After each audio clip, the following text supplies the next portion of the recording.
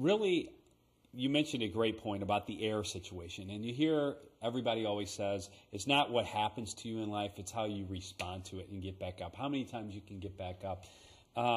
With you overcoming what you did, kind of walk us through maybe your life before and then the accident and what it was like for you right after and what it's like for you now to look back on it. You know, I'm not a particularly enthusiastically religious person, but I believe there's definitely somebody else on control up there that at least is pointing in directions or things happen for a reason, they say at least, right? So as a child, I was always the kind of the active kid that went out and tried everything, and I realize now how fortunate I was to have incredible parents who really kind of guided me, gave me that direction, kept good track of me to keep me on track, and put me in those situations where I could develop.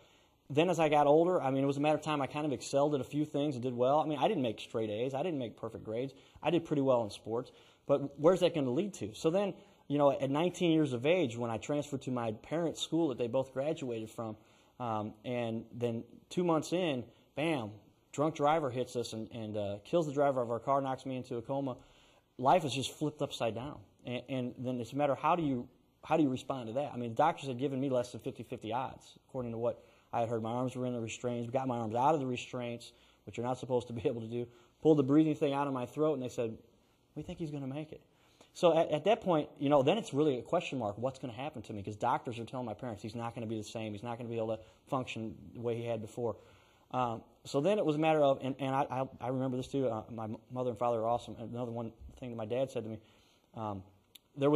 we were in a psychiatrist's office talking about how I was going to have to deal with life and how things were going to be different.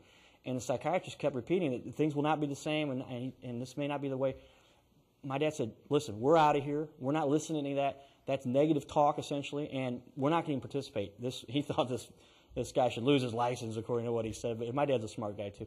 But you know, that kind of negative perspective on a kid can really direct them in the wrong direction. So it was then, how did I respond to that? Well, I just came out and my dad said, look, you can still accomplish everything that you ever thought you could before. Could I really? Probably not. By now I look back and I know that I lost a little bit of the coordination I had as a fielder, because I used to be able to do cool things and dive up the middle and bounce up and throw the ball to first base.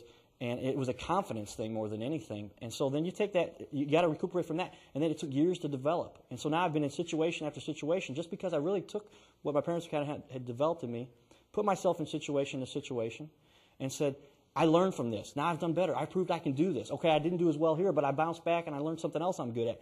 And now I get the real opportunity to help explain that to kids, because so many of them, hopefully they don't go through what I went through with the accident I did and being in a coma and a big gash on my forehead that I'll have for the rest of my life, which doesn't really, it just adds character by now, right? It's how you look at it. But help those kids realize you're going to go through some difficult situations in life. It's really a matter of what are you going to do about it. You can do anything you set your mind to. I really believe that. I mean, so many kids, they just don't believe in themselves. They've been told by somebody that they're not good enough, they're not fast enough, they're not smart enough, and that's all hooey. You know, they can accomplish anything they want to if they just go out and try it. And they may not be the best at that, but they'll learn something along the way that they will be the best at. If you talk to really any professional athlete out there, at some time in their career, they've been told, you're not big enough, you're not fast enough. Look at Michael Jordan's story, cut from the high school basketball team. Right. You know, I mean, if that doesn't prove something to you with sticking with your guns and what you want to do, I don't know what else will make you. Absolutely. In terms of, you know, we talk about the youth here, and you keep mentioning your parents and your father. What a driving force your parents are. Yeah. Your message to the parents out there watching this show about directing your kids in the right way and making sure that you're positive with them and that you're that driving force. Right. What stuck out, what you said to me just a second ago about, you know, your parents just being the ones there for you no matter what, that makes a huge difference. Yeah. These days, parents are so busy with everything that they've got to take care of. But, you know, it's like anything. People look for an excuse. They're trying to find an easy way out. They don't want to put the time and energy into it. My parents never made a ton of money, but they've always had money. They always made do. Both my parents work full-time, and all the time when I was a child. So it's not a matter of if it's possible. It's whether people want to take the time and energy to do so. But the rewards that parents get from that, I mean, it's tremendous for them to imagine, you know, taking a child who was near death and saying, hey, we helped him make it through this. I mean, it was probably more hard on them than it was on me, because I was the one going through it. I didn't even really know what was going on. For a while, people seen me after the accident. Carter, you were a space cadet, because maybe that hasn't changed. But how long was that process? I mean, from the time the accident happened till per se, back to operating, functionally normal. Yeah, it really took about a solid 5 years to get back to where, and I'll never be the same. I'll never be quite back to what I was before that. But it changed me too. But really, it was for the first year, I had to be on a medication that kept me from having more seizures called Dilantin.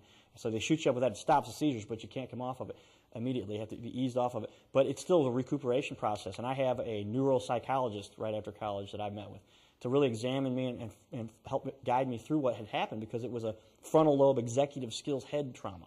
And that controls everything else about your brain. So I had to relearn a lot of those things. But it was the will and desire, I think, that I developed from playing sports and the guidance that I had from my parents that helped me keep me on that. So if parents are going to do something, stay with your kids. Follow up with them. Go to the game. Bring them to the things that are exciting and fun to do. And they're going to have an incredibly close relationship with you as a parent then, too. And you're going to have a successful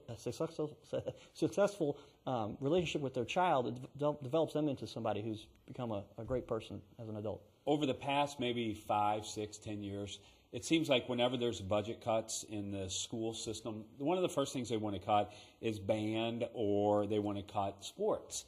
And I'm very negative against that, because you talk to anybody, including myself, sports are what kept me motivated, kept me in school, and kept my grades to where they were so I could even be able to play.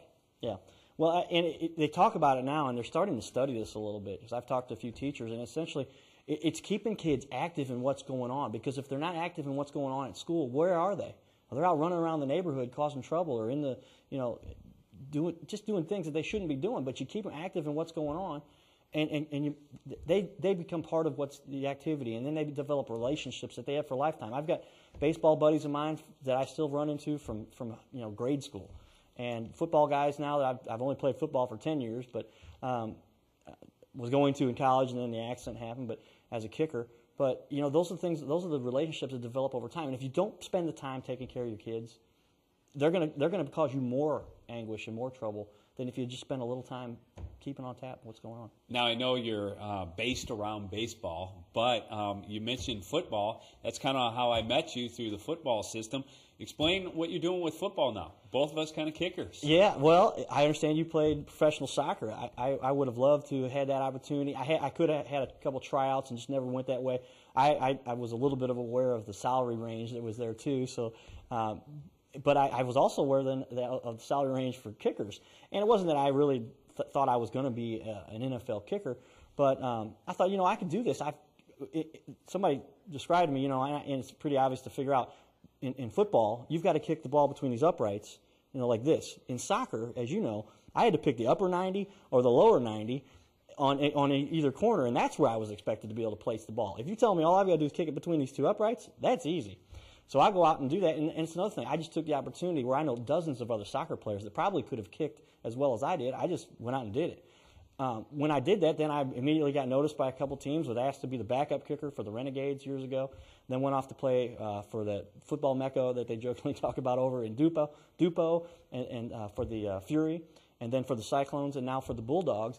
And along the way, because I just believed in myself, I gave myself the resources. I talk to kids about that a lot. You got to give yourself the resources. I put up field goal poles in my backyard. I developed a little kicking mechanism that helps me get my timing down. I'm probably going to get patented at some point, but I worked out with Louis Aguiar, who helped me to develop. And so then I've gotten Conference Kicker of the Year, Midwest Kicker of the Year, Regional Kicker of the Year, Southern Kicker of the Year, all because I just kind of went out there, worked hard at it, believed in myself, and did it. And so, kids can do the same thing if they just put themselves in the same atmosphere. We all get classified in the same genre as head cases, field goal kickers. So I'll let you, being a professional field goal kicker, answer that to the public right now.